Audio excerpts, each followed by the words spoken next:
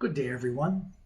My name is Chris Hansen, and I own H2O Mechanics LLC here in Newberry, Ohio. We are a mechanical design build company, and we'd like to give you a brief overview today of a new product we've developed called FROSTLINE.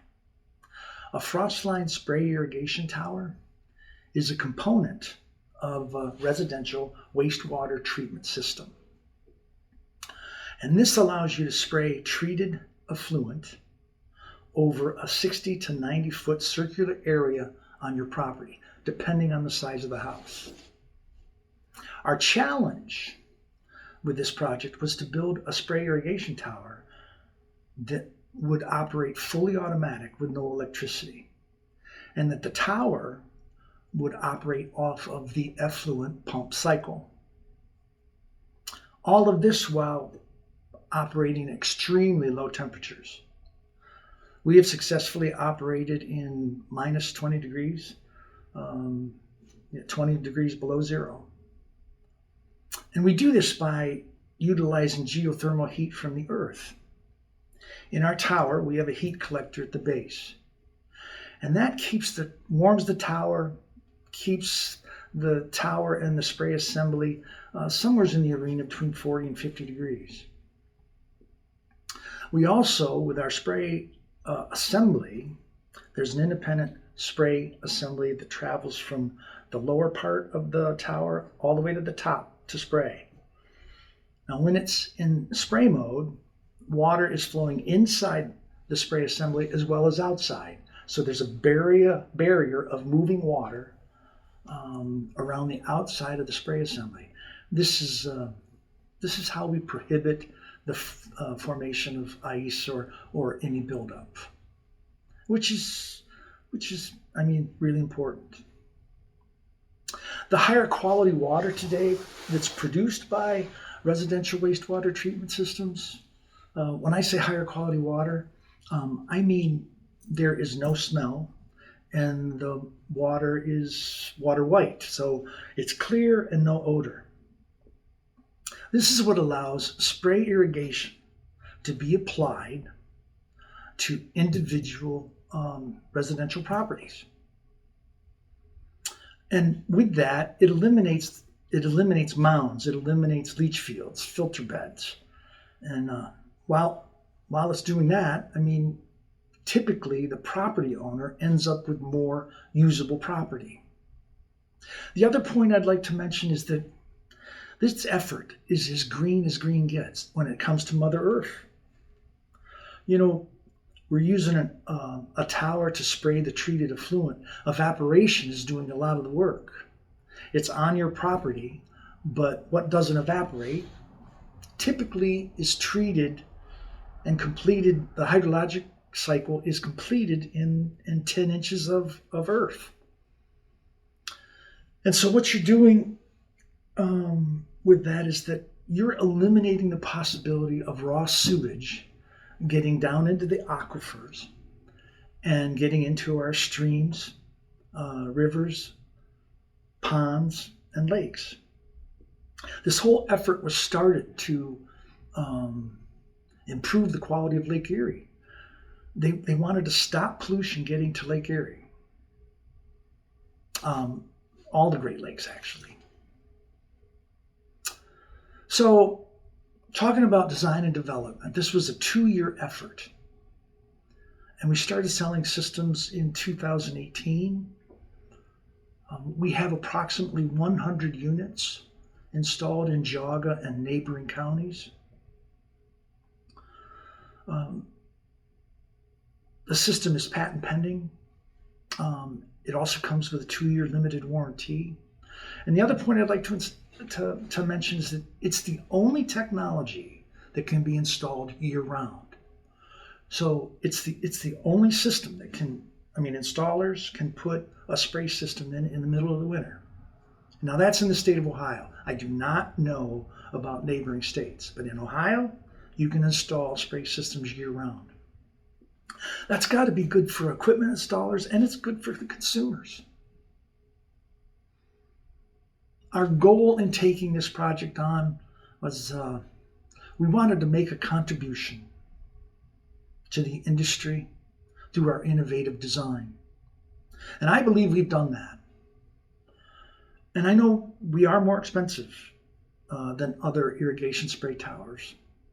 But if you look at our product and you look at the features,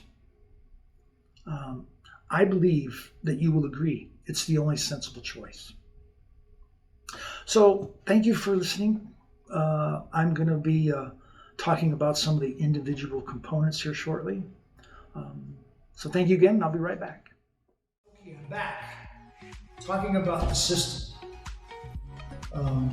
The system was designed extremely rugged. We use Schedule 40 pipe on the outside, Schedule 80 adapters, and the 6-inch pipe on the bottom. This is the geothermal furnace. This collects heat. It communicates to the air inside between the 2-inch pipe and the 4-inch pipe. So the housing is 72 inches long. This is the only system that has a free body piston. The bottom is stainless steel. The rest is all PVC and Delrin. We have permanent magnets in the side for when you're using a nozzle that isn't 360 degrees. Because when you have, when you're using 180 or 90 or 270, because you have to engineer the property,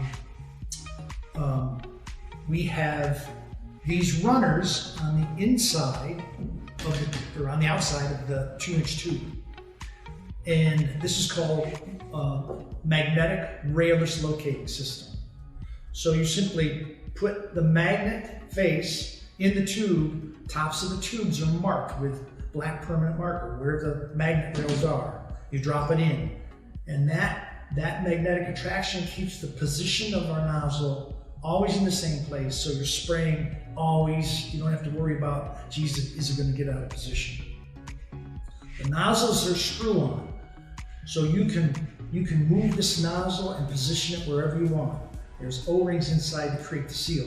It's not how tight it's screwed on here. So they don't have to be tight, they just need to be snug. The piston, again, when the pump goes off, the piston is resting at the bottom of the geothermal tube. So any ice that was formed, if it was, it's 45 to 50 degrees here. When the pump turns on, the cup seal's inflated, drives it up, compresses the top spring, and this sticks out of the top. This is a 360 degree nozzle. So it sprays for the duration of the cycle, however many gallons have to be sprayed. We use high flow nozzles so that we are up and down. We have a quicker cycle than typical spray systems, and that keeps the piston out of the environment. So if you're if it's a blowing storm, if it's freezing rain or whatever, we want to get up and down before any ice forms or creates a problem. And again, we've engineered this so that this part is collecting heat from the water that's being sprayed. So this nozzle head becomes 40 degrees, and all these components become warm, and we flow water on the outside of this system as well as inside. The difficult part is getting the water that's flowing outside back inside to be dispersed by the nozzle, which that's what happens. And that's part of the patent as well. The requirements by Ohio, we have to have a pressure gauge port, and we have to have a regulating flow valve. The pressure port on the inner tube is here. This pressure port is accessed by a stainless steel plug. You open that up, thread your pressure gauge in, and if you need to monitor pressure, you can. You also have the flow valve is here. This is a 3/8 steel rod, and you access that through the cap. You pull out a plug, and 1/8 inch Allen screw, you can actually close the flow down and open it up. We assemble these so that the flow valves are all open. They're max open. So if anything, you simply turn it clockwise and you can slow down the flow counterclockwise to open it up.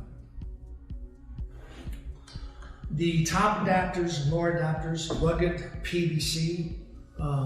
We put stabilizers in to locate our magnet rails and of course to hold our PVC piping and our drive shaft.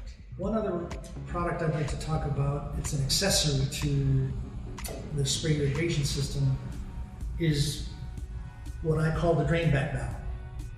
This was designed so that it lets the piping drain back to the tank much faster than normal. The operation works completely non-electric. It works off pump pressure. When the pump is off, this valve is open. When the pump energizes to spray, water travels through the pipe, meets the top of the nozzle, causes a restriction. That restriction closes this valve so you get full pressure, full delivery to the system. Delivers the required amount of effluent, pump shuts off, this valve open, allows all the water in the tower and in the piping system to drain back to the effluent tank. And this valve creates that much faster than solenoids and other drain back valves, drip valves, whatever. So really, really neat product, no electricity. Again, this product, no electricity, simply just hook them up and walk away. Thank you for your time today. I hope you found the overview of H2O Mechanics Spray Irrigation System helpful. If you need any other information at all, please don't hesitate to give me a call. Thank you very much, and I'll see you next time.